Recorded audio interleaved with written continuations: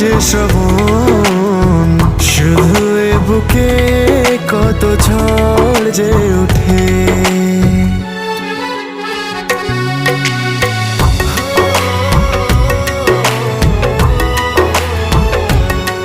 এইভাবে সেই আমায় যদি ভুলে যাবে, তবে কেন আবার সে এলো ফিরে?